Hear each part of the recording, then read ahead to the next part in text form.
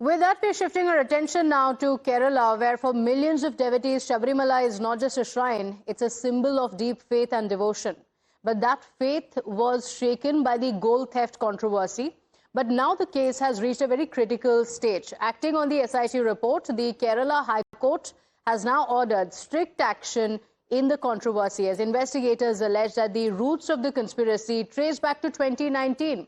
In fact, the High Court has also noted that in the S.I.T findings, there is overwhelming material against 7 accused, including those who were entrusted with safeguarding temple affairs, alleging misuse by the sacred gold cladding of the Dwarapalaka. So let's get you the details and break down the details of what Kerala High Court and the S.I.T have said about this entire case. Now, the S.I.T, the Special Investigation Team, has actually flagged the quality fraud. So a 40-year warranty certificate that was allegedly issued. And this is the most important point. The gold plating deteriorated within just months. Remember, it was given to Chennai, after which the gold had been replaced with copper.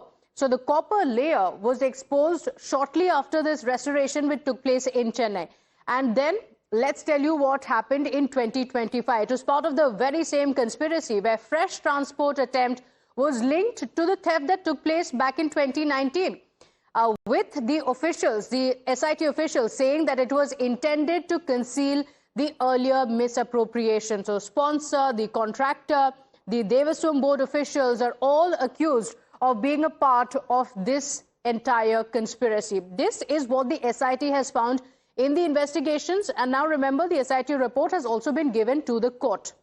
But what's interesting is that the board in itself is also under the scanner, because the S.I.T has mentioned how the members of the Devasam board had all violated Devasam details, the manual that had come in as well. It had been violated.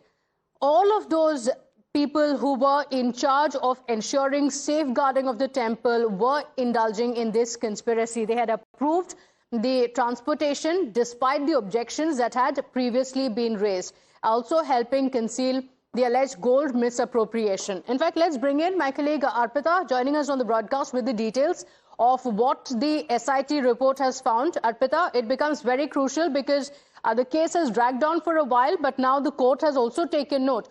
What has the S.I.T report mentioned, and why does it become a very critical stage for this case? Well, Pratibha rightly mentioned the investigation has been ongoing since last 7 months, and yesterday's report is very crucial because S.I.T has mentioned very crucial details in the report submitted to the High Court, where it clearly states that Unikrishnan Poti, who is the sponsor, purposefully transported gold-plated Dwarapalaka idols in 2019, and then he had changed it with copper plates, and all of this was done with the awareness of all the board members. And now one more crucial detail that has emerged is that new names have come up in this entire gold loot case, with former Devasam board president Prashant being named as an accused, and also earlier also SIT in their investigation had mentioned other names. That is Unikrishnan Poti, who's also considered one of the main accused. Murari Babu, he's no more few months back. He had died because of illness.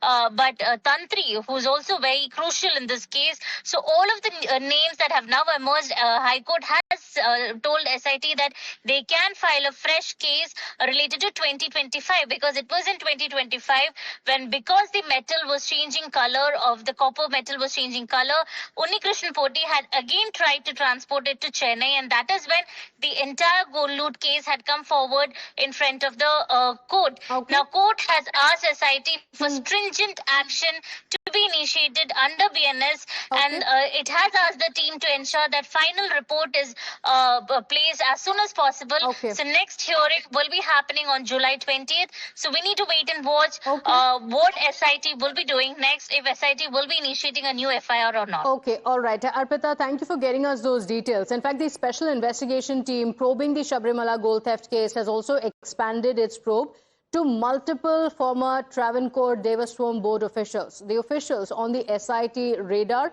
are all members, including the secretary, in some cases, like Arpita mentioned, the Tantri, the executive officer, the assistant executive officer, all those officials who were a part of the board. Now, they're not just on S.I.T radar, but can also be prosecuted if found guilty. Let's get you some political reactions.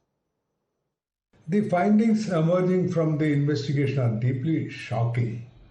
This is not merely a case of administrative failure. This is a case of theft and concealment of gold. The original cladding of the Shabarimala Dwarapalakas was allegedly removed and replaced by gold plating. This is a crime. S.I.T report submitted before the Honorable High Court at least partially vindicates what the Bharatiya Janata Party has been saying for a very long time, that the Shabarimala gold theft case is not only involving some officials of the Devasam board, but it involves higher-ups within the Devasam board and also within the political leadership of the previous LDF government.